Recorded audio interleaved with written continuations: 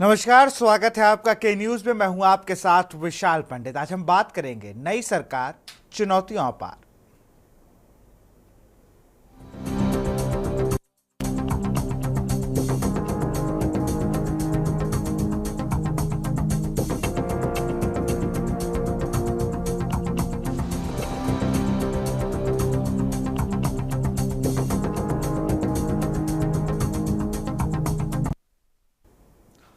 आज जब central hall संसद में एनडीए की बैठक हो रही थी, तब एक तस्वीर बहुत गौर करने वाली थी। प्रधानमंत्री नरेंद्र मोदी जैसे ही पहुंचते हैं जेपी नड्डा, अर्जुन राम मेघवाल और प्रहलाद जोशी के साथ, तो सबसे पहले वो अपने सांसदों का आभार व्यक्त करते हैं। उसके बाद जो तस्वीर है उसको देखिए, किसी के संविधान को वो ये तस्वीर नमन करते हैं, प्रणाम करते हैं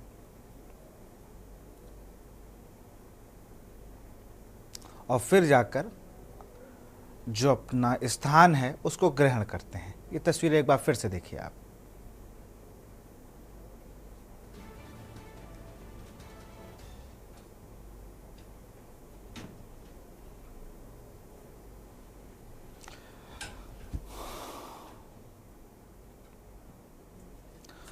और एक तस्वीर और जो पूरे चुनाव में इन सब दलों को परेशान करती रही, जितने दल आपको यहाँ पर दिख रहे हैं, वो तस्वीर कहूँगा कि वो भी आपको दिखाई जाए। वो तस्वीर है राहुल गांधी की।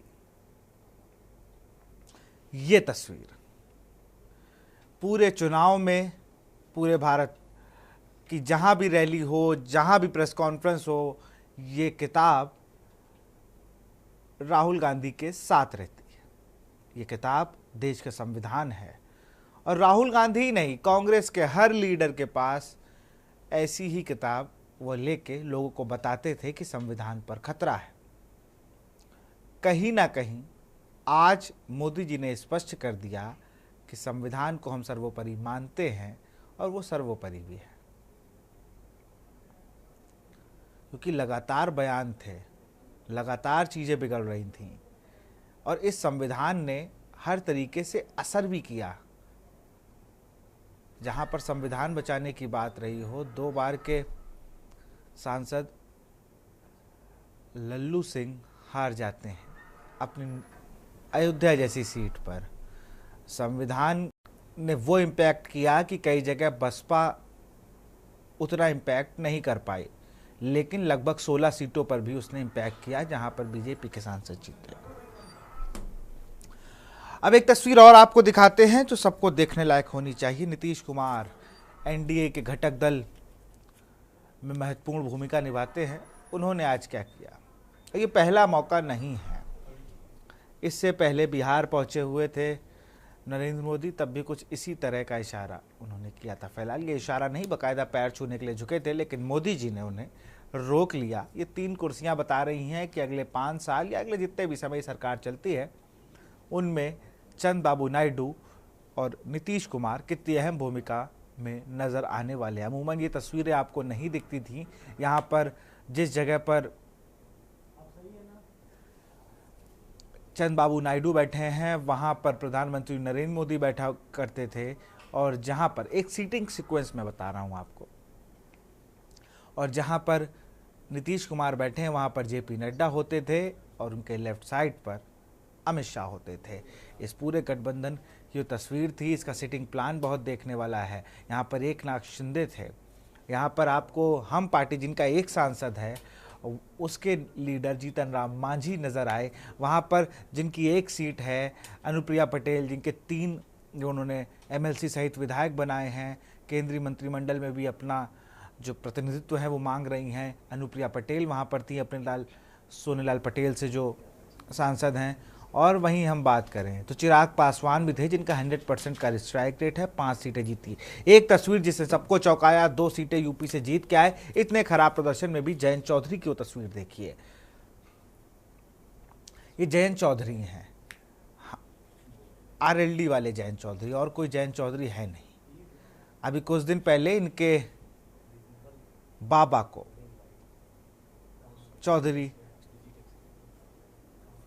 चौधरी चरण सिंह को, जो किसानों के मसीहा कहे जाते थे, पूर्व प्रधानमंत्री, भारत रत्न दिया गया, तब सियासत गरमाई थी। तब जयंत चौधरी ने कहा था कि आपने क्यों नहीं दिया। हमने मांग रखी और वही बात अमल में लाई गई। सपा से गठबंधन टूटा, एनडीए में शामिल हुए, चुनाव लड़े और 2 सीट भी जीत गए, लेकिन मंच पर जगह नहीं मिली है। ये तस्वीरें बयान कर रही हैं।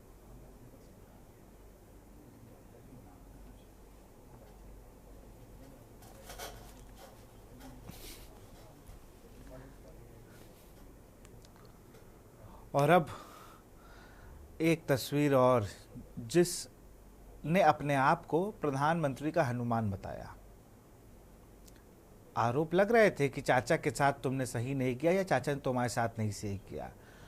उसने उस दर्द को भी भुला दिया जब उसके पिता के घर से उसको सरकारी आवास जो था वो संग्रहालय बनाने की बात कर रहा था और नहीं बनाने दिया गया।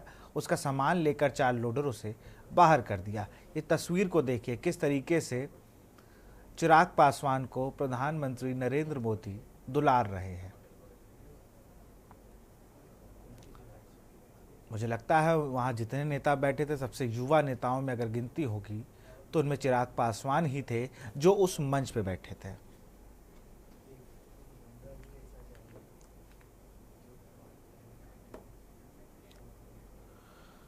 अब खबर आ रही है कि शाम 6 बजे दिल्ली में प्रधानमंत्री नरेंद्र मोदी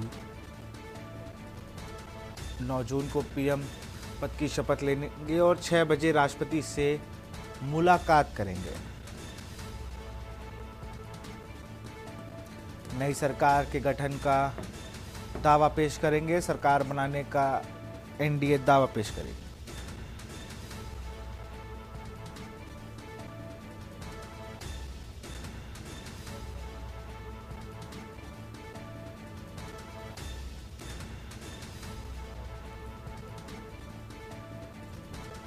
सरकार बनाने का एनडीए ने किया दावा।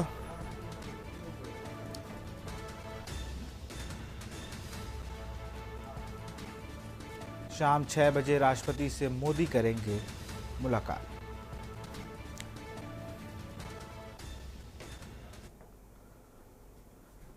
प्रधानमंत्री Narendra Modi national democratic alliance, हो सकता हो 10 साल में आपने इसका फुल फॉर्म ना सुना हो। ये एनडीए है जिसका नाम एनडीए, और इस बार एनडीए की सरकार का भी जिस तरीके से लगातार जो गुणगान है सारे लोग कर रहे हैं, उसका संसदीय दल का नेता प्रधानमंत्री नरेंद्र मोदी को चुन लिया गया। पुरानी संसद के सेंट्रल हॉल में सुबह 11 बजे शुरू हुई मीटिंग में एनडीए के 13 दलों के नेता शामिल हुए थे। प्रधानमंत्री ने कहा कि मुझे नया दायित्व देने के लिए आप सभी का आभार।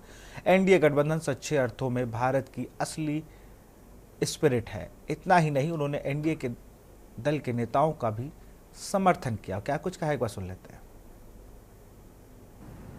मेरे लिए खुशी की बात है कि इस समूह को आज मुझे यहां स्वागत करने का अवसर मिला है।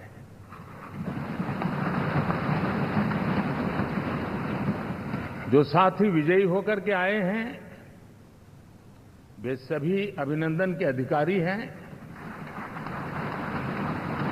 लेकिन जिन लाखों कार्यकर्ताओं ने दिन रात परिश्रम किया है, न उन्होंने दिन देखा न रात देखी, और इतनी भयंकर गर्मी में हर दल के कार्यकर्ता ने जो पुरुषार्थ किया है, परिश्रम किया है, मैं आज संविधान सदन के इस सेंट्रल हॉल से सर झुका करके उनको प्रणाम करता हूं। आज की बैठक में एनडीए ने सभी 293 सांसद, राज्यसभा सांसद और सभी राज्यों के मुख्यमंत्री और डिप्टी सीएम मौजूद रहे। भाजपा अध्यक्ष जेपी नड्डा ने स्वागत भाषण दिया। रक्षा मंत्री राजनाथ सिंह ने प्रधानमंत्री पद के लिए नरेंद्र मोदी के नाम का प्रस्ताव रखा। अमित शाह ने इसका समर्थन किया और नितिन गडकरी ने अनुमोदन किया। जेडीएस अध्यक्ष कुमारस्वामी ने प्रस्ताव का समर्थन किया। Honourable prime minister of India Narendra Modi ji, Honorable Union Ministers, respected NDA partners, Honorable MPs, first of all, we are congratulating all of you. We have won wonderful majority. I have seen for the election campaign. For the 3 months, Honorable PM never took any rest. Day and night, he had campaigned, same zeal. He started and ended same spirit. In Andhra Pradesh, we had 3 meetings, public meetings, 1 big rally. It had made a huge difference for winning the elections in Andhra Pradesh. अभी अभी देश के रक्षा मंत्री जी ने लोकसभा सदन के नेता, Bharatiya Janata party संसदीय दल के नेता और एनडीए संसदीय दल के नेता के रूप में श्रीमान नरेंद्र मोदी जी के नाम का प्रस्ताव रखा है। इसका मैं मन से समर्थन करता हूं।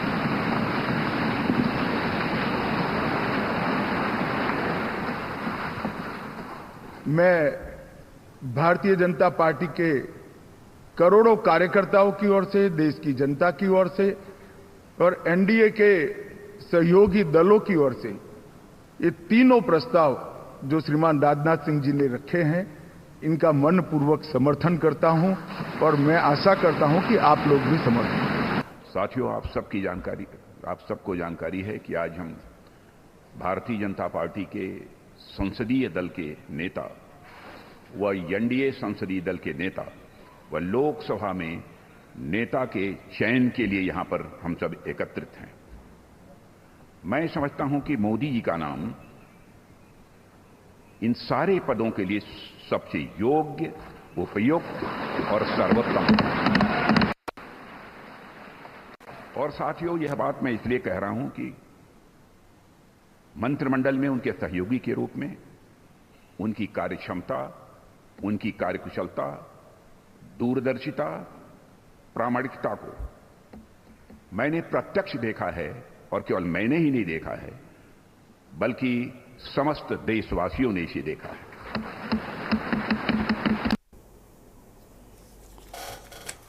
और अब मेहमानों का रुख करते हैं। हमारे साथ राज अग्रवाल बीजेपी नेता हैं, बहुत बहुत स्वागत है। मोहम्मद साजिद हैं, सपा प्रवक्ता, आपका भी स्वागत है। पीयूष त्रिपाठी जी हैं, वरिष्ठ पत्रकार। अखिलेश सिंह, विशेष संवाददाता दिल्ली हैं। सबसे पहले अखिलेश सिंह का ही रुख करते हैं।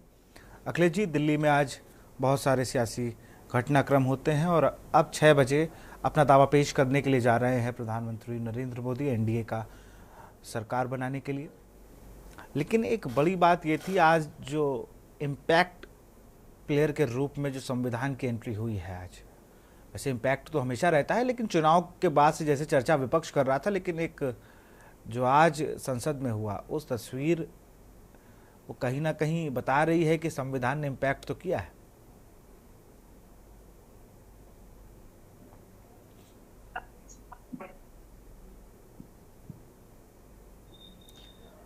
अखिलेश, अनम्यूट कर लीजिए अपने आप को।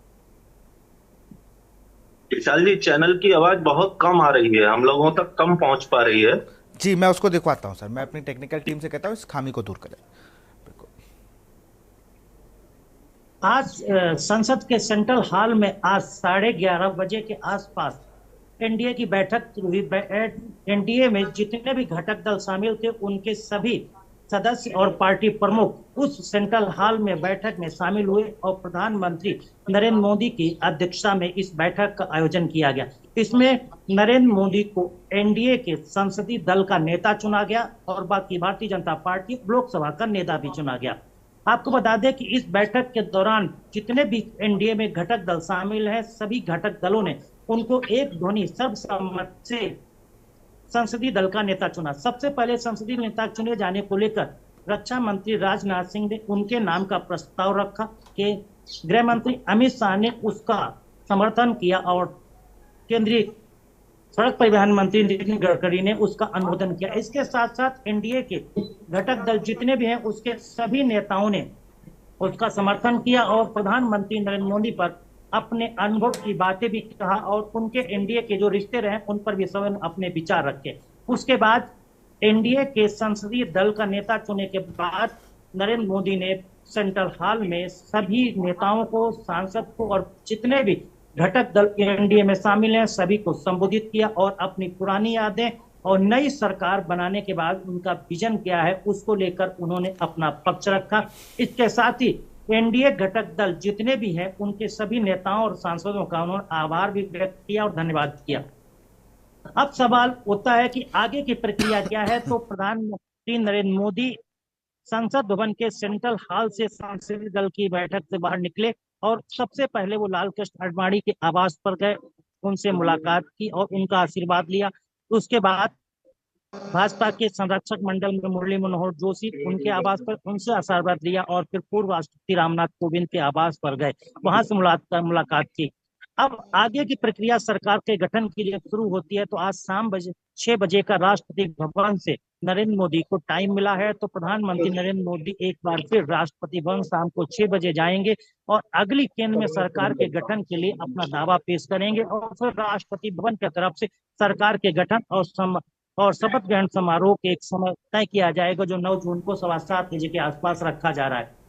फिलहाल ये आज का पूरा राजनीतिक घटनाक्रम रहा दिल्ली में। और यह घटनाक्रम के दौरान संसद भवन के सेंट्रल हॉल के अंदर तमाम नेताओं ने व्यक्तिगत रूप से प्रधानमंत्री को मिलकर बधाई दी, चाहे उसमें किसी भी पार्टी जो एनडीए घटक दल में शामिल है, तमाम नेताओं ने व्यक्तिगत रूप से अलग से भी मिलकर उन पर बधाई दी और सामूहिक बधाई पूरे एनडीए घटक दल के नेताओं और सांसदों की तरफ से भी नरेंद्र मोदी को दी गई। फिलहाल इस घटनाक्रम को बदलते बदलते शाम 6 बजे तक सरकार के गठन की प्रक्रिया भी आगे बढ़ जाएगी। बिल्कुल यार, रुक करूंगा मैं राज अग्रवाल जी का। राज अग्रवाल जी, आज पहले तो आपको बधाई भाई, एनडीए परिवार तीसरी बार अपनी सरकार बनाने जा रहा है। इस बार अच्छा लगा कि एनडीए हम सुन रहे हैं, वरना कई बार से हम एनडीए सुन नहीं रहे थे। लेकिन एक 2-3 तस्वीरें वायरल हुई। एक तो नीतीश जी की पैर छूने के प्रयास पे, जो कि मोदी जी ने उनका हाथ रोक लिया, चिराग पासवान को गले लगाया। जयंत चौधरी को जगह क्यों नहीं दी गई? जयंत चौधरी के पास 2 सांसद हैं, वो भी यूपी से, जहां पर आपका प्रदर्शन बहुत ज्यादा गिरावट हुई है। जिसमें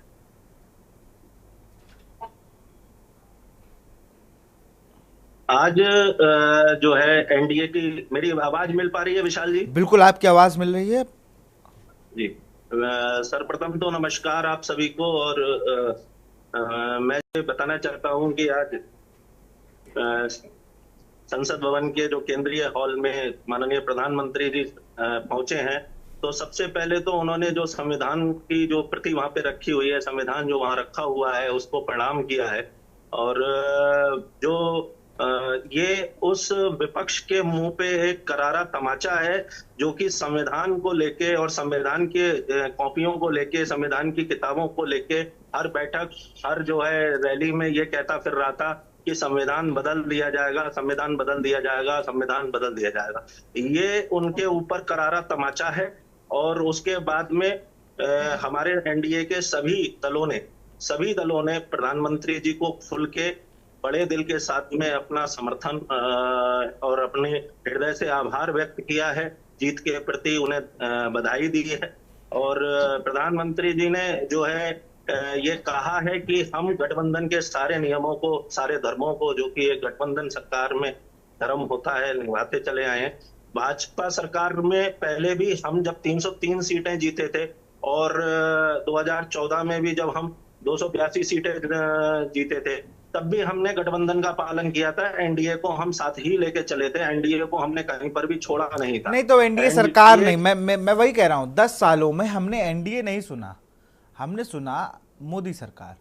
अब एनडीए सुनेंगे तो थोड़ा अच्छा लगेगा, मैं ये कह रहा हूँ। मैं थोड़ी कह रहा हूँ कि आपने बिल्कुल धर्म का पालन किया, 1-2 मंत्रालय आप दे देते थे, ऐसा नहीं। आपने जिस तरीके से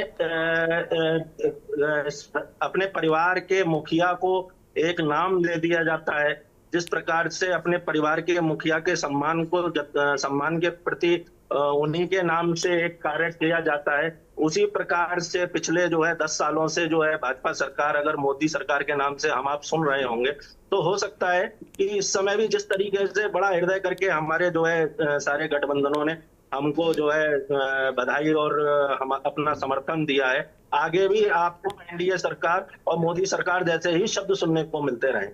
आज भी प्रधानमंत्री जी का जो आपने भाषण सुना होगा अगर, तो उसमें 10 साल की बात करी प्रधानमंत्री जी ने, और ये भी कहा कि मैं बड़ी गंभीरता के साथ में इस बात को कह रहा हूं, और जो है उसके बाद में आगे 25 साल तक का विजन तक की बात प्रधानमंत्री जी ने करी।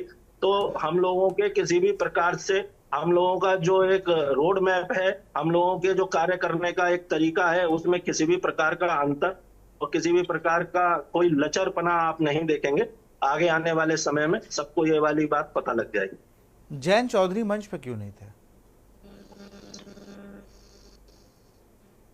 जी, जयंत चौधरी मंच पे क्यों नहीं थे? कुछ जानकारी आपको मिली हो अगर? जयंत चौधरी जी को मैंने सामने की तरफ ही देखा था, और ये तो संगठन का अपना फैसला रहा होगा या जिस तरीके से भी ये सोचा गया होगा, मुझे इसकी जानकारी नहीं है। लेकिन जैसे हम लोगों आपने देखा वैसे ही मैंने उनको सामने की तरफ ही देखा, मंच पर मैंने भी नहीं देखा उनको। अब जो भी फैसला रहा होगा। चलिए बिल्कुल, मैं साजिद भाई के पास चलूँगा। साजिद भाई, देश की तीसरी बड़ी पार्टी के प्रवक्ता हो गए हैं अब आप, तो बधाई तो आपको होनी चाहिए भाई कि उम्मीद से ज़्यादा आप लोगों ने परफॉर्म किया, और आपके जो मुद्दे थे वो आज संसद में दिख गए इंडिया गठबंधन के, कि आज संविधान को हम लोगों ने, जो हमेशा से ऊपर था, आज उसको हम लोगों ने और उसकी निखर तस्वीर देखी। लेकिन आपके एक सहयोगी दल थे जयंत चौधरी, आरएलडी, बड़ा आप लोगों ने उनको लेके गाने बनाए, और एक ही कुन में 2 लड़के हुए और चेवन्नी पलटना और तमाम सारी चीज़ें कही गई। लेकिन आज जो उनकी तस्वीर वायरल हुई, जो तस्वीरें वहाँ से सामने आई जिन्होंने देखा, वो कहीं ना कहीं सवाल पूछ रहे हैं कि भाई जयंत को मौका क्यों नहीं? पहले आप सबका बहुत बहुत धन्यवाद, और आपका भी विशाल जी, कि जनता ने हमको जो है वो तीसरा हिंदुस्तान का सबसे बड़ा दल बना दिया। जनता का हम आभार व्यक्त करते हैं। देखिए, भारतीय जनता पार्टी अभी जिसको सम्मान दे रही है, उनको सीटें बची रह जाए और उन्हें कब तोड़ दे ये भी पता नहीं। और जो आज वो संविधान को माथे से लगा रहे हैं, ये अच्छी बात है। ये जनता ने उनको नकार दिया है, उसके बाद उनको संविधान की याद आई है। नहीं तो संविधान चुनाव में मुद्दा नहीं था। ये तो जब आचार संहिता भी नहीं लगी थी, उसके बाद कर्नाटक के सांसद थे अनंत कुमार हेगड़े, जिन्होंने 10 मार्च को ये कहा कि साहब संविधान खत्म करना है, इसलिए हमको 400 सीट दीजिए। उसके बाद मेरठ से एक भाजपा के प्रत्याशी थे, और अब जो है सांसद है अरुण गोविल जी, फिर लल्लू सिंह, फिर तमाम गुजरात के नेता, राजस्थान के नेता भाजपा के, उन्होंने कहना किया कि हम इसलिए 400 सीट मांग रहे हैं कि हमको संविधान बदलना। उस समय तक आचार संहिता चुनाव की नहीं लगी थी, लेकिन भाजपा का मंशा यही था, और उन्होंने खाली संविधान के बारे में सोचा। और देखिए, संविधान के सोचने के ही खातिर की उनकी मंशा थी सिर्फ बदलने की, और उनको जनता ने कहाँ लाके खड़ा कर दिया। अब अगर वो संविधान से छेड़छाड़ करेंगे तो देश की जनता उनका क्या हाल करेगी, इसका अंदाजा इसी बात से लगाया जा सकता है कि उन्होंने माथे से लगाना शुरू कर दिया है संविधान।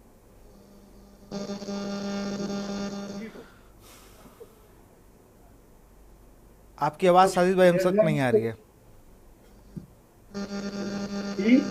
आपकी आवाज हम तक नहीं आ रही है। हाँ, अब आ रही है। अब आ रही है, बिल्कुल। तो मैं ये कह रहा था कि अभी बात कर रहे थे संविधान की, तो संविधान के बारे में विपक्ष ने नहीं कहा था। संविधान के बारे में कहना जो शुरू किया था वो भाजपा के सांसदों ने शुरू किया था, और आचार संहिता नहीं लगी थी उससे पहले 10 मार्च 2024 को कर्नाटक के सांसद थे अनंत कुमार हेगड़े। उन्होंने कहा कि 400 सीट हमें इसलिए चाहिए कि हमको संविधान बदलना है। उसके बाद मेरठ से भाजपा के प्रत्याशी थे जो अब सांसद है अरुण गोविल जी, उन्होंने कहा। फिर लल्लू सिंह जी ने कहा, अयोध्या से जो उस वक्त सांसद थे अब पूर्व हो गए हैं। उसके बाद फिर राजस्थान, गुजरात के तमाम सांसदों ने कहना शुरू किया, और उसके बाद केवल उन्होंने ये बात कही, उसके बाद जनता ने देखिए उनका क्या हाल किया है कि उनको कहां से लाके कहां कर दिया है। अब अगर उन्होंने संविधान में छेड़छाड़ करने की कोशिश की तो ये अंदाजा लगाया जा सकता है कि खाली कहने में ये हुआ है तो छेड़छाड़ पर क्या उनकी हालत होगी। अब रह गई बात जयंत चौधरी जी की, तो जयंत चौधरी जी को भारतीय जनता पार्टी ने पहले ही मंच से हटाना शुरू कर दिया था। जब मेरठ में उनके साथ पहली रैली हुई तो भीड़ कम थी, तो इसके बाद ये माना गया कि शायद जयंत चौधरी की वजह से भीड़ कम है, तो तमाम जो और मंच थे उन पे जयंत चौधरी जी के, प्रधानमंत्री जी के मंचों पे उनको नहीं बिठाया गया और उनको मंच से दूर रखा गया। और वही आज भी हुआ है कि उनको भारतीय जनता पार्टी को उनकी जरूरत नहीं है। उनका क्या सम्मान है, उनको भारतीय जनता पार्टी में उनका क्या सम्मान है, क्या इज्जत है, ये आज उनका अंदाजा लग गया होगा और उनके समर्थकों को भी। समाजवादी पार्टी उनको बहुत सम्मान देती थी और सम्मान, 8 उनके विधायक थे, इसके बाद भी उनको राज्यसभा सदस्य में भेजकर बड़ा सम्मान दिया गया, लेकिन उनको शायद वो सम्मान रास नहीं आया और वो फिर दूसरी जगह पहुंच गए कि शायद कुछ उनका इजाफा होगा, लेकिन और इजाफे के बजाय कोई उनको बहुत बड़ा इजाफा नहीं हुआ, ना ही सियासी। और जो सम्मान है, अब वो सम्मान भी बचा रह गया, उनका बहुत बड़ी बात है, क्योंकि भारतीय जनता पार्टी में सम्मान और पार्टी बचाना बड़ा मुश्किल होता है। ये आप फसल देख सकते हैं महाराष्ट्र में कि शिवसेना उनके गठबंधन में थी और उसके बाद उन्होंने शिवसेना का क्या किया। अब नीतीश कुमार भी और टीडीपी उनके साथ है, अब उनका क्या हो, इस पर जनता को बड़ा लगी हुई है उम्मीदें कि सबकी निगाहें लगी हैं कि उनकी पार्टी कब भारतीय जनता पार्टी तोड़ दे, यह जो सहयोगी दल है, और कब जयंत चौधरी जी के भी एक स्थान पर टूट जाए, ये भी पता नहीं, क्योंकि लगातार कोशिशें, ये सुनने में आ रहा है कि कोशिशें शुरू हो गई। लेकिन समाजवादी पार्टी, इंडिया गठबंधन ने बहुत अच्छा चुनाव लड़ा है, जनता के मुद्दों पे चुनाव लड़ा है और अग्निवीर योजना को खत्म करने समेत तमाम मुद्दे थे, अग्निवीर खत्म करने के लिए कोशिश शुरू हो गई है। और अभी देखिए कि क्या होता है आगे आगे। बहुत बड़ा में जो दिख रहा है वो नहीं होगा, बहुत बड़ा फेरबदल और बहुत सियासी घटनाक्रम।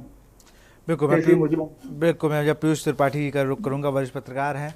सर, नई चुनौतियां हैं इस बार 10 सालों में, अब जो तीसरी बार चुन के आए हैं तो गठबंधन की सरकार है। इस बार जो घटक दल है उनकी भूमिका बड़ी अहम रहने वाली है। अमूमन मोदी जी को ऐसी सरकार चलाने का अनुभव नहीं, जो बात सत्य है, क्योंकि उन्होंने लगातार हर बार जहां भी रहे, चाहे वो गुजरात में सीएम रहे हों और चाहे वो भारत के प्रधानमंत्री रहे हों, हमेशा फुल फ्लैश अपनी पार्टी को बहुमत में लेके आए। इस बार क्या चुनौतियां रहने वाली हैं, क्योंकि टीडीपी और जेडीयू की जो मानसिकता है, जो उनका पूरा बैकग्राउंड है, वो बिल्कुल विपरीत है भाजपा से।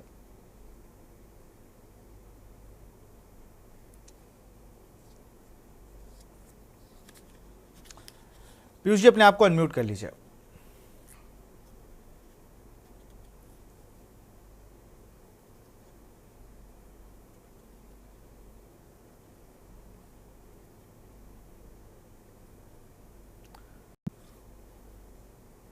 सर, आपकी आवाज हम तक नहीं आ रही, अनम्यूट कर लीजिए।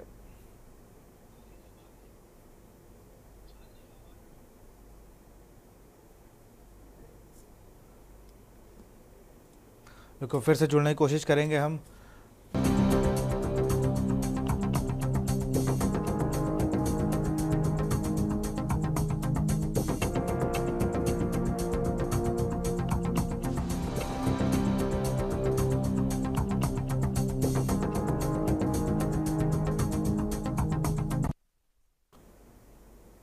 ब्रेक के बाद आपका स्वागत है। सीधे चलते हैं, पीयूष त्रिपाठी जी वरिष्ठ पत्रकार हमारे साथ जुड़े हुए हैं, उनका रुख करते हैं। पीयूष जी, आपको आवाज आ रही है हमारी? कब आ रही थी, अब नहीं आ रही। देखो, तो आज हम चर्चा कर रहे हैं, नई सरकार है, चुनौती अपार है, क्योंकि जिस तरीके से तस्वीरें आप देख रहे हैं, टीडीपी और जेडीयू बहुत ही अहम भूमिका निभा रहे हैं एनडीए के बहुमत को सिद्ध करने के लिए। आज दोनों ही ने ये बयान दिया है कि हम बहुत लंबे समय से तक साथ रहे हैं और साथ रहेंगे।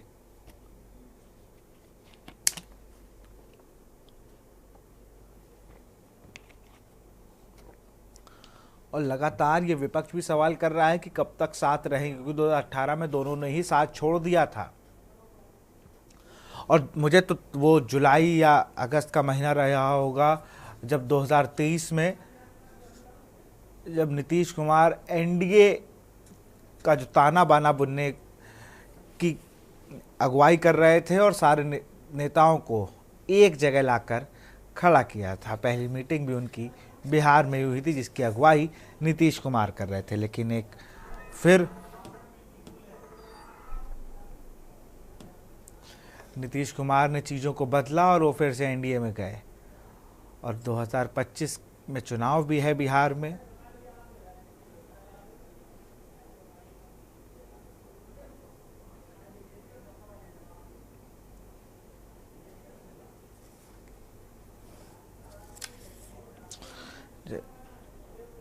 चलिए मैं मोहम्मद साजिद के पास चलता हूँ।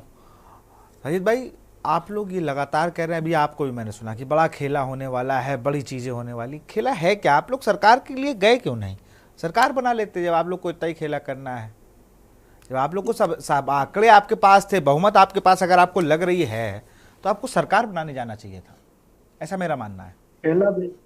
खेला देखिए एनडीए गठबंधन की तरफ से ही होगा। अभी वहां चल रही है, उनको पहले कोशिशें कर लेने दीजिए, उनकी कोशिशें हो जाने के बाद फिर कोशिशें की जाएंगी।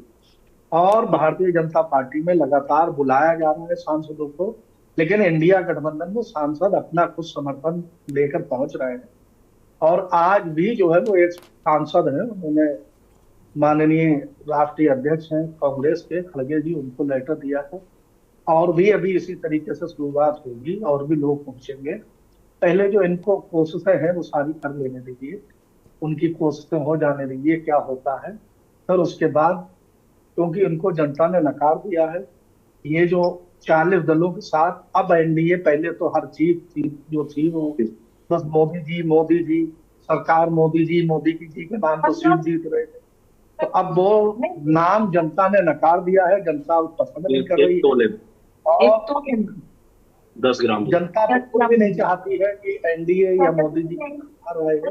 तो जो अगर इनके साथ रहेगा उसका क्या असर होगा वो भी आप देखिए। जिस तरीके से आंध्र प्रदेश में हो रहा है और वहां जो है वो विरोध शुरू हो गया है। और अगर ये रहते भी हैं तो कब इनके सांसद 16 से 4 बचे या 5 बचे, इनको ये खुद पता नहीं लगेगा। इससे पहले इनकी पार्टियां दो जो है वो टीडीपी होंगी, जैसे शिवसेना, और केवल इस बात की लड़ाई होगी साहब असली टीडीपी कौन होगी। जैसे शिवसेना के लिए लड़ाई हुई थी, ऐसे ही जदयू के लिए लड़ाई होगी कि साहब असली जदयू किसके पास होगी। तो ये भारतीय जनता पार्टी है, जो जाएगा वो वहां खत्म हो जाएगा और उसकी पार्टी नहीं बचेगी। उसके लिए बड़ा मुश्किल होगा अपना सियासी वर्चस्व कायम रखना, अपना सियासी वजूद कायम रखना। तो अभी देखिए आप क्या होता है। तो भारतीय जनता पार्टी खुद जो है वो जिन के साथ रहती है या जिन कंधों पे जिस नाव पर सवार होते हैं वो खुद नाव डुबो देते हैं। यही होगा आगे। राज जी हमारे साथ जुड़े हुए हैं, सब सुन रहे हैं। राज जी, कैसा लग रहा है आपको? मतलब अभी ये तो सीधा ही जा रहा है कि आप पार्टियां तोड़ते हैं, आप जो है पार्टियों को 2 हिस्सों में करने काम करते हैं, फिर लोग उसी में लड़ते रहते हैं राज्य के कि असली शिवसेना कौन। यही आपने चिराग पासवान के साथ भी यही हुआ। उद्धव ठाकरे जब आपके साथ थे तो बहुत अच्छे इंसान थे, आपसे अलग हुए तो आपने उनको भी ये कहना शुरू कर दिया। ना जाने क्या क्या कहा गया महाराष्ट्र में जिसका फायदा उन्हें मिला। अगर आप अनम्यूट कर लेंगे तो हम भी आपको सुन पाएंगे। 37-38 सीट पाने वाले जो है ये सपा के प्रवक्ता मार प्रसन्न हुए जा रहे हैं। तो हम 243 सीटें 242 सीटें पाके खुश तो हो ही सकते हैं। ये फेल होने के बाद ग्रेस मार्क से पास हुए हैं, इनमें इतनी खुशी है तो 242 और 243 पे टॉप करने वाला छात्र तो खुश हो ही सकता है। भले ही उसको डिस्टिंक्शन ना मिली हो तो वो अलग बात है। लेकिन एक चीज मैं आपको बता दूं कि ये जो बात कह रहे हैं कि हम सरकार तोड़ते हैं और ये क्या कहते हैं पार्टियों को तोड़ते हैं, तो ये वाली व्यवस्था तो इनके साथ भी भाई साहब। कौन ऐसा है जो इनका साथ छोड़ के नहीं गया? पपुआ बुआ पपुआ सबकी सरकार है तो इनके साथ में रह चुकी है भाई। आप बात बताइए ना, 5 सीटें थी पिछली बार इनकी, इस बार जनता ने इनको 38 सीटों पे जो इन्होंने झूठ फैलाया संविधान बदल देने का, उसके कारण इन्होंने कैसे फैलाया? मैंने तो खुद उस पर 3 शो किए। आप तो नहीं थे, साजिद भाई तो थे ही। नहीं। देखिए अरुण गोविल ने क्या कहा, अरुण गोविल ने क्या कहा, लल्लू सिंह ने क्या कहा, आनंद हेगड़े ने क्या कहा, एक और महिला सांसद थी उन्होंने क्या कहा, हमें 400 सीटें क्यों चाहिए। हम आप सबको रोकेंगे। कानपुर से बड़ी खबर आ रही है इस वक्त। इस वक्त बड़ी खबर कानपुर से आपको बता रहे हैं। नीट रिजल्ट से असंतुष्ट छात्र छात्राएं सड़क पर उतरे। सड़क जाम करके छात्र छात्राओं ने किया हंगामा। परीक्षा से 2 दिन पूर्व टेलीग्राम पर पेपर बिकने का आरोप। काकादेव थाना क्षेत्र के कोचिंग मंडी में किया गया प्रदर्शन। कानपुर से खबर, नीट रिजल्ट से असंतुष्ट छात्र छात्राएं सड़क पर उतरे।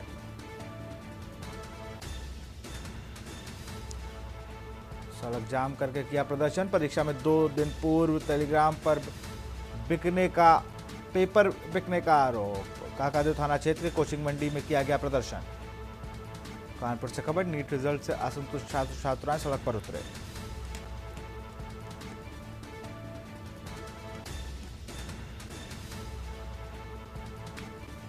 दो दिन पूर्व टेलीग्राम पर बिकना शुरू हो गए थे पेपर।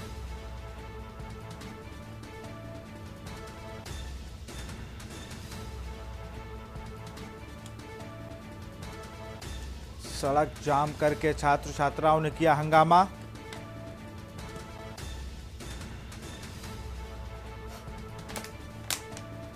काकादेव थाना क्षेत्र की कोचिंग मंडी में किया प्रदर्शन।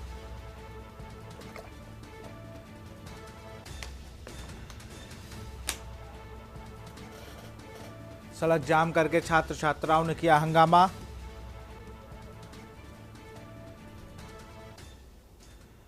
ये वो देखिए, ये वो ग्रुप है और यही वो जिसमें बाकायदा इस ग्रुप का नाम भी था। टेलीग्राम पे जो कम्युनिटी बनाई गई थी उसमें नाम लिखा हुआ था नीट पेपर लीक, और इसमें लगभग 13,500 लोग इसमें जुड़े थे। इसी खबर पर अधिक जानकारी के साथ सारिका गुप्ता हमारे साथ जुड़ चुके हैं। मैं समझा सारिका, नीट की जब परीक्षा पर बवाल हुआ था तब भी आपको, जब हम लोगों ने शो किया था कि पेपर लीक की खबर आ रही है, तब आपने लोगों से बात की थी वहाँ पर इसी कोचिंग मंडी में, जब जहाँ छात्र कह रहे थे कि हम लोग तैयारी करते हैं, हताश हो जाते हैं, और आज वही बात सिद्ध हुई है।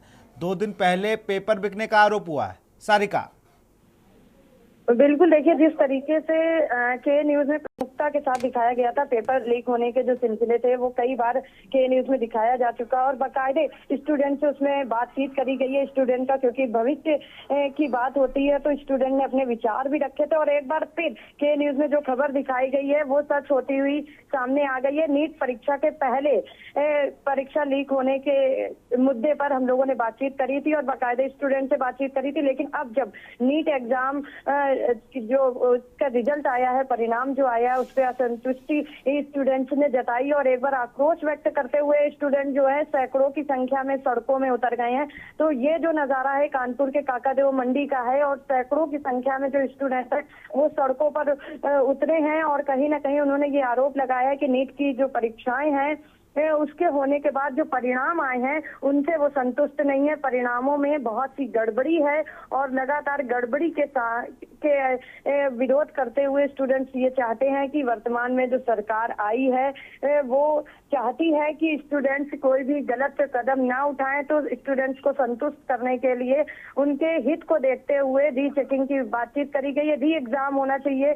स्टूडेंट लगातार यहाँ पर हंगामा कर रहे हैं और री एग्जाम की बातचीत कर रहे हैं, और अगर री एग्जाम नहीं होता है तो स्टूडेंट यहाँ तक कि ये भी कह रहे हैं कि यहाँ से लेकर दिल्ली तक एनडीए जो विभाग है वहां पर पहुंचेंगे और वहां पर जाकर हंगामा करेंगे, रोड जाम करेंगे, और इनके इस उग्र प्रदर्शन में जो डॉक्टर हैं वो भी शामिल होंगे। तो वो जो स्टूडेंट्स है, कहीं ना कहीं किसी ने 5 अटेम्प्ट दिए थे, किसी ने 6 अटेम्प्ट किए हैं, और रिजल्ट में उनका नाम ना आना एक बड़ी जो चूक है, ये आरोप लगाया जा रहा है। तो ऐसे में उनके भविष्य को देखते हुए जो स्टूडेंट हैं उनका ये कहना है कि हम अपना प्रदर्शन करेंगे और री एग्जाम जो है वो कराया जाए।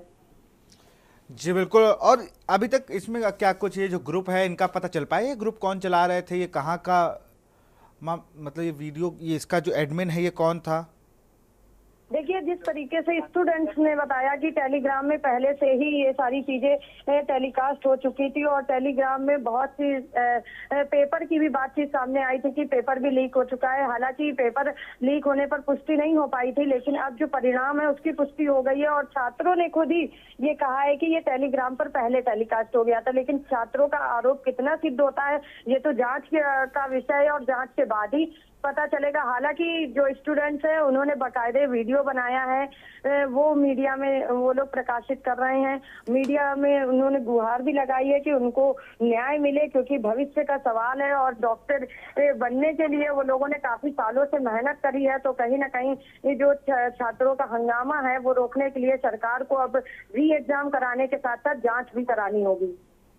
जो कि तमाम जानकारी के लिए बहुत बहुत शुक्रिया सारिका आपका। तो कानपुर में नीट छात्र छात्राओं का प्रदर्शन, 2 दिन पूर्व ही पूरे पेपर को टेलीग्राम के कम्युनिटी में लीक होने का आरोप लगाया। वो प्रदर्शन कर रहे हैं कि रीपेपर कराया जाए।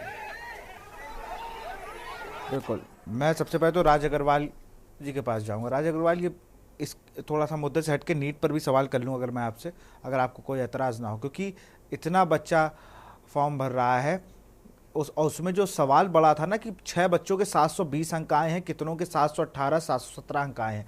ये एक बहुत बड़ा सवाल इसलिए उठता है क्योंकि एक जो कॉपी चेकिंग के माध्यम से भी ये पॉसिबल नहीं होता है कि 716 717 718 नंबर आ जाए। पेपर लीक को लेकर अगर ये पेपर लीक होता है तो बहुत ही बच्चा परेशान होगा। इस पर क्या कुछ होगा? नई सरकार बन गई है, नया कानून हमें मिलेगा इस पर? अनम्यूट कर लीजिए।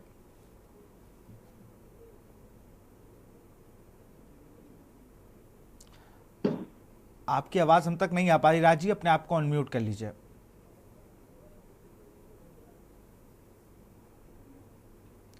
राजी, अनम्यूट कर लीजिए।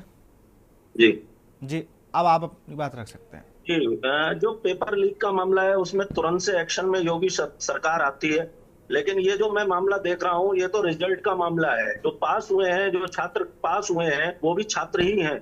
हजारों छात्र इसमें पास हुआ है। अगर ये नैरेटिव और ये अगर जो पास नहीं हुए हैं बच्चे अगर वो आक्रोशित होकर इस तरीके से अगर जुलूस निकालेंगे तो ये देश के लिए ठीक नैरेटिव नहीं है।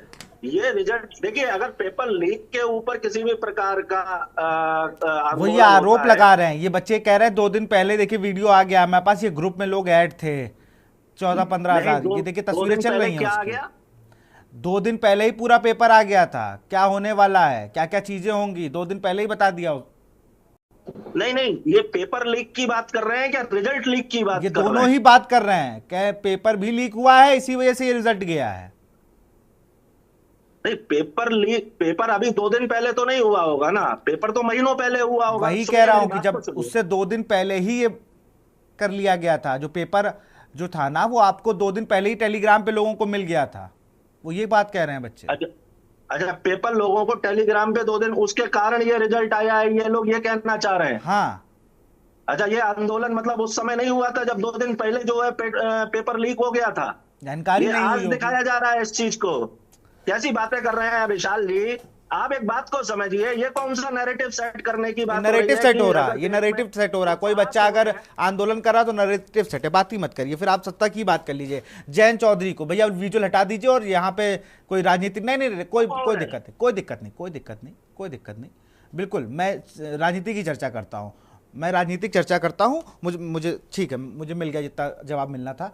मैं ये चाह रहा हूं कि जयंत चौधरी को, आपने गठबंधन धर्म निभाने की बात आप लोग कर रहे हैं, जयंत चौधरी जी को आप लोगों ने मंच पे क्यों नहीं बैठाया? जयंत चौधरी से क्या दिक्कत है? 2 सांसद तो वो भी लेके आए। अगर मंच पे जगह नहीं थी तो एक सांसद जीतने के लिए अनुप्रिया पटेल क्यों साथ में थी? देखिए, इतना परेशान होने का विषय नहीं है।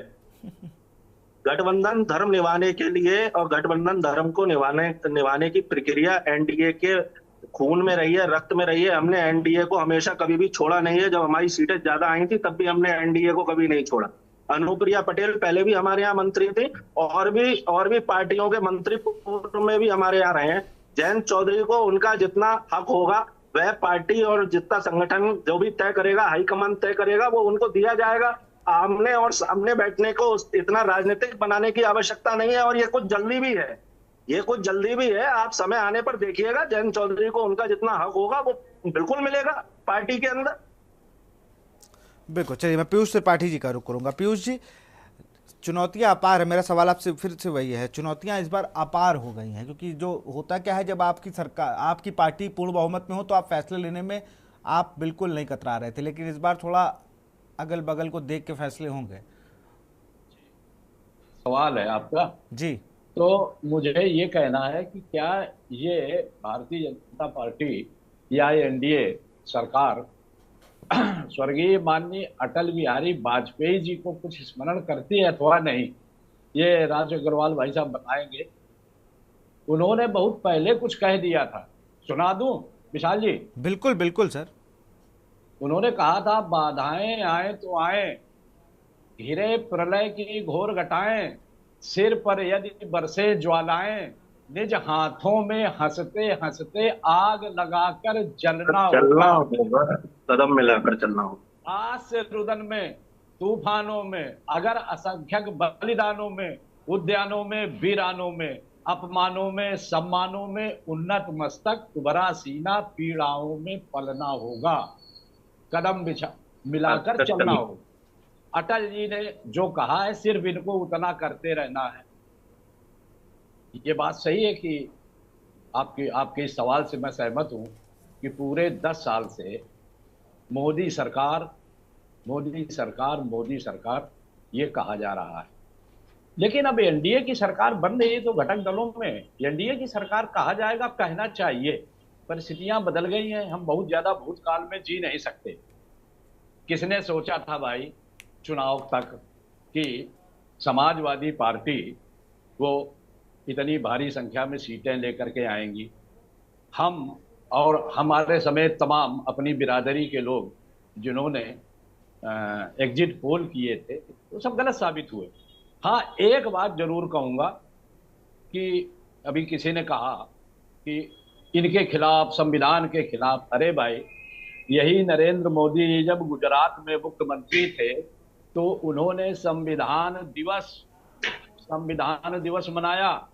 एक हाथी पर संविधान की प्रति लेकर नीचे नीचे गुजरात का मुख्यमंत्री पैदल चल रहा था और कांग्रेस ने उसका विरोध किया कि जब 26 जनवरी है ऑलरेडी तो संविधान दिवस मनाने की क्या जरूरत है। तो अब ये बातें करना कि हम संविधान के रक्षक हैं, वो संविधान नष्ट कर देंगे, ये बात जनता की समझ में तो आ गई। मगर संविधान की गारंटी, मैं 100 बातें बता दूं, कांग्रेस की बता दूं 100 बातें, जिन्होंने 99 बार संविधान बदला। संविधान बदलने का क्या मतलब है? छेड़छाड़, धारा बदल देना। तो ये होता रहा है, तो अब कोई गारंटी नहीं ले सकता। भाई, मध्य प्रदेश में संविधान नहीं लागू क्या? गुजरात में संविधान नहीं लागू क्या? उत्तराखंड में, दिल्ली में, झारखंड में संविधान की प्रतियां नहीं है क्या? वहां के लोगों ने क्यों भर भर वोट दिया? एक भी सीट किसी को नहीं मिली है। तो इन चीजों को, इस नैरेटिव में से बचना होगा हम लोगों को। विशाल जी। बिल्कुल, मैं मोहम्मद साजिद का रुख करूंगा। साहिद जी, इन चीज़ों से तो सही बात, आपको बचना चाहिए, क्योंकि अगर संविधान का मुद्दा यूपी में कारगर था तो एमपी में क्यों नहीं, छत्तीसगढ़ में क्यों नहीं? क्योंकि वहाँ पर भी, और आज मोदी जी ने भी कहा कि 7 आदिवासी बाहुल्य राज्यों में मेरी सरकार है, हमारी सरकार है, माफ कीजिएगा। देखिए, संविधान बदलने का मुद्दा और तमाम अन्य मुद्दे थे। सबसे बड़ा मुद्दा बेरोजगारी था, भ्रष्टाचार था और महंगाई था, संविधान था। सभी मुद्दे पर जनता ने गंभीरता से चिंतन और मंथन किया। उसके बाद भारतीय जनता पार्टी को नजरअंदाज किया है, उनको नकार दिया है।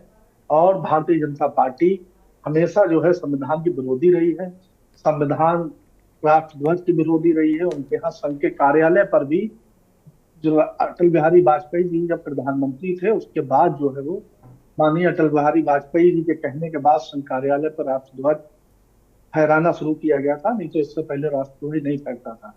और जितनी बेकदरी, जितना जो है वो राष्ट्रध्वज का जो है वो बेइज्जती इन भारतीय जनता पार्टी के समय में हुई है। अभी जब इन्होंने राष्ट्रध्वज को किया कि घर घर तिरंगा, उसके बाद वो तिरंगा लोगों ने लगाया 15 अगस्त को, और उसके बाद वो तिरंगा एक जो उसका सम्मान था वो फिर जहां तहां गलियों में, नालियों में, जगह जगह कूड़े के ढेर में वो तिरंगा दिखाई दिया, जबकि तिरंगा का एक सम्मान है। और तिरंगा लोग जब कोई 15 अगस्त, 26 जनवरी जो भी देश के बड़े आयोजन होते थे उसमें तिरंगा लगता था और तिरंगा का लोग सम्मान करते थे। लेकिन घर घर तिरंगे के नाम पर वो उस दिन तो लगा, उसके बाद उसका कितना जो है वो लोगों ने उसकी जो है वो सम्मान नहीं किया। और जगह जगह सपा वालों ने नहीं किया होगा भाई साहब, भाजपा वालों ने पूरा सम्मान किया उसका। ये और देखिए, जगह जगह जहाँ पे पड़े चलिए हुए मैं आपके मिले पास किसी- आऊंगा राज जी, मैं आपके पास आ रहा हूँ, पहले उनकी बात पूरी हो जाए फिर मैं आपसे जवाब ले लूंगा उसका। ये जो इनको बेचारों को क्या किया जाए, इनका अभी वो खत्म नहीं हो रहा है। नहीं नहीं, हम बेचारे नहीं है, बेचारे आपकी जो 5 सीटें जब थी तब भी विपक्ष में ही बैठे हुए थे, 38 है अब भी विपक्ष में ही बैठोगे 5 साल भाई साहब। 36 हैं अभी इनकी, देखिए क्या होता है। इनकी 36 सीटें हैं, 2 कहाँ से बढ़ा दिया आपने, 36 हैं। अब आप 2-2 बढ़ाएंगे तो ये पहुंच जाएंगे बहुमत तक। लोगों की इंडिया गठबंधन की 43 है और 43 सीटें हैं। ये पता नहीं अग्रवाल साहब कहाँ हैं, नीचे से आपको क्या मालूम है भाई साहब? सब पहले भानुमति के कुनबे को जोड़ के तो रखिए, ठगबंधन को जोड़ के तो रखिए। ये भी आपके लिए भी तो अगर हम एनडीए को जोड़ के रखे। चलिए पहले उनकी बात खत्म हो जाने दीजिए राज जी, पहले उनकी बात खत्म हो जाने दीजिए। पहले आपके साथ जो है पहले उन्हें तोड़िए, फिर किसी दूसरे के बात करिए। यहाँ तो केवल जोड़ने का काम किया जाता है। इंडिया गठबंधन में केवल इंडिया गठबंधन जोड़ने का काम करता है, चाहे देश हो, चाहे लोग हो, चाहे दल हो। ये तोड़ने का काम केवल भारतीय जनता पार्टी का है। पहले जो आपके साथ आए उन्हें तोड़िए, पहले जैन जी का सांसद तोड़िए। चलिए बिल्कुल साहिब जी, मैं आपको रोकूंगा, राज जी जल्दी से जवाब दीजिए। आपका इतिहास रहा है तोड़ने का, आपका इतिहास रहा है उसी। साजिद भाई रोकूंगा आपको, राज जी जल्दी से जवाब दीजिए। साजिद जी की बात भावना नहीं तोड़ेंगे। जी जी, आप बताइए क्या पूछ रहे थे? जी अरे अब तो मैं राज जी से जवाब ले लूंगा, आपने जो बातें कही उन पर जवाब लेता हूँ, फिर डिबेट को क्लोज करता हूँ। नहीं, नेशनल चैनल पे या किसी भी टीवी चैनल पे बैठ के इस तरीके की बातें किसी भी प्रवक्ता को शोभा नहीं देती हैं। घर घर तिरंगा कार्यक्रम इतना सफल कार्यक्रम था जिसका कोई जवाब नहीं है। लोगों में इतना उत्साह, इतनी ऊर्जा थी उस कार्यक्रम को लेके। सपा के किसी बंदों ने अगर उन्हें सड़क पे फेंक दिया होगा तो उन्हें भी हमने उठाया है तिरंगे को सम्मान से और उनका सम्मान किया है। से ज्यादा आप तिरंगे का सम्मान नहीं कर सकते। देश को जोड़ने का समाजवादी काम करती है। तो हमको बोले साजिद जी, भानुमति के कुनबे में साजिद जी उनको ये जो, अरे दोनों लोग तो रुक जाइए, दोनों लोग बात तो सुन लीजिए। बिल्कुल है क्या कि आपके पास तो 240 हैं, उनके पास 37-38 जितनी भी हैं, लेकिन मछली बाजार मत बनाइए, न्यूज चैनल है। आप एक साथ अपनी एक एक करेंगे तो कोई नहीं सुन पाएगा। राज जी अपनी बात को खत्म करिए जल्दी से, मुझे वाइंड अप करना है। राज जी, अरे अब समय दिया तो आप बोल ही नहीं रहे। जी मैं यही कह रहा हूं कि इनको ये पता होना चाहिए, खुश होने का बहुत विषय नहीं है। ये खुशी कब काफूर हो जाएगी 2-4 दिनों में, 7 दिनों में, पता भी नहीं लगेगा। जब ये 99 सीट पाए हुए कांग्रेस से किसी तरीके का कुछ पाएंगे नहीं ना, तब उसके बाद में इन्हें पता लगेगा कि किसे होता है, कौन कहता है कि गठबंधन के किस तरीके से निभाए जाते हैं संबंध। ये आगे आने वाली स्थिति इन्हें देखने दीजिए। 5 सीटें जब थे तब भी विपक्ष में ही बैठे थे। बिल्कुल, अब ये देखना होगा कि किस तरीके से विपक्ष के लिए भी चुनौती है तो सरकार के लिए चुनौती। बहुत बहुत शुक्रिया आप सबका हमसे जुड़ने के लिए, बहुत बहुत शुक्रिया। तो नई सरकार चुनौती अपार, ये सिर्फ सरकार के लिए नहीं, इंडिया गठबंधन को भी अपने ब्लॉक को सुरक्षित रखने की चुनौती है। जहां पर हम बात कर रहे हैं टीडीपी और जेडीयू की, जयंत चौधरी की या चिराग पासवान की, लेकिन इधर भी अगर बात करें आम आदमी पार्टी, समाजवादी पार्टी और कांग्रेस कैसे ही एक कुनबे में रहेंगे, ये देखना होगा। फिलहाल के इस कार्यक्रम में था न्यूज़ इंडिया। नमस्कार।